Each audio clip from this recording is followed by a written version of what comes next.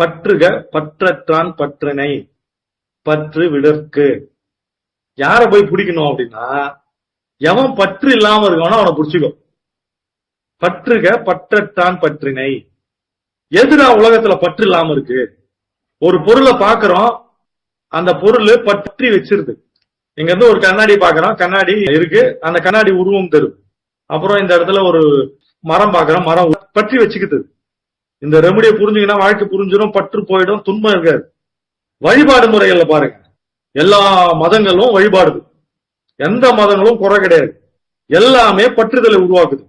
இதை பிடிச்சுக்கோ, அதை பிடிச்சிக்கோ, இந்த புத்தகம் பிடிச்சிக்கோ, அந்த புத்தகம் பிடிச்சிக்கோ, இந்த கடவுளை பிடிச்சிக்கோ, அந்த கடவுளை பிடிச்சிக்கோ, இந்த வழிபாட்டு ஸ்தலத்துக்கு போ, இந்த ஆன்மீக எல்லாம் பற்றுதல். ஒரு இடத்துல பற்றி நிக்க வைக்குது.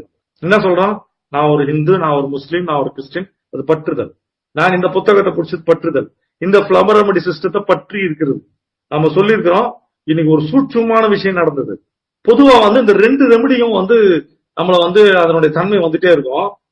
இந்த ரெட் செஸ்ட்நட் மட்டும் தான் அந்த ஃபிளவர் ரெமடி இருக்கிற பற்றுதலையும் உடைக்கக்கூடியதுன்னு. இன்னைக்கு எந்த தன்மையுமே இல்ல. ஒயிட் செஸ்ட்நட்டோடைய தன்மையும் இல்ல, ரெட் செஸ்ட்நட் தன்மையும் இல்ல. எதனா ஒரு ரெமடியோடைய தாக்குதல் பலமே இருக்குதுன்னா இந்த ரெமடி தான். யூகேக்கு போயிட்டு 2வது நாள் 3வது நாள் புது இடம், ஒரு நாடு விட்டு நாடு போயிருக்கோம்.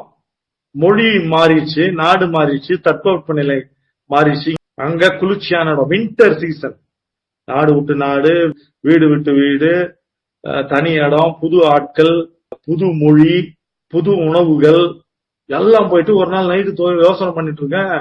இவ்வளவு தூரம் வந்துட்டுமே, வீடு விட்டு வந்துட்டுமே, வீட்டுலதான் என்ன பண்ணோம், எப்படி இப்ப போய் கிளம்புனா கூட இவ்வளவு தூரம் போகணுமே. 3வது நாளோ 4வது நாளோ. இன்னொரு முக்கியமான விஷயம், நான் இங்க இருந்து கிளம்புறதுக்கு முன்னாடி போன் அடிச்சு சொல்றேன், நான் எந்த ரெமடியும் ஃபர்ஸ்ட் பார்க்க விரும்பல. நான் ஃபர்ஸ்ட் ரெட் செஸ்ட்நட் தான் பார்க்கணும். ரெட் செஸ்ட்நட் அடிப்படையில தான் நான் எல்லாத்தையும் இயங்கணும் அப்படின்னு.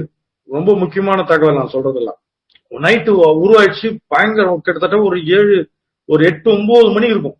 உச்சபட்சமா வீட்டினுடைய நினைப்பு, உணவு, தட்பவெப்பநிலை, என்னடா பண்றது அப்படின்னு ஒரு கண்டிஷன் வந்துச்சு. நாஸ்டாலஜிக் ஃபீலிங் மாதிரி, வீட்டினுடைய ஒரு ஹோம் சிக்னஸ் மாதிரி வந்துருச்சு. நான் போன் அடிச்சு, வாங்க போய் ரெட் செஸ்ட்நட்டை பார்க்கணும்.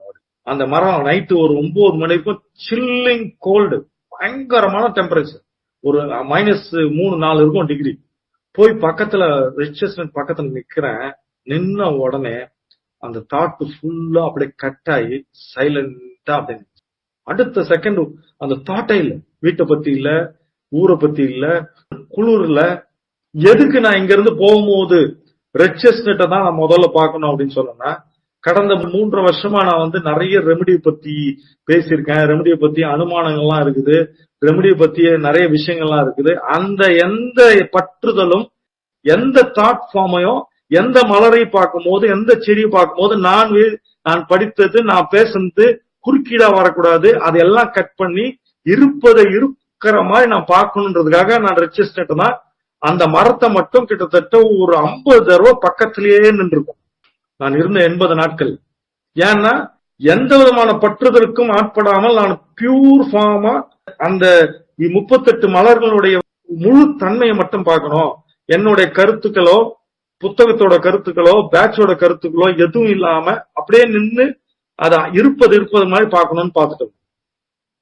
அதுக்கான வசதிகளை முழுக்க முழுக்க முழுக்க எல்லா நேரத்திலையும் நமக்கு எந்த பற்றுதலும் இல்லாம, எந்த சார்பும் இல்லாமல் என்னை பார்ப்பதற்கு, எந்த சார்பும். இன்னைக்கு கூட இந்த சித்தர்களை வழிபடு, இந்த மார்க்கத்துக்கு போ.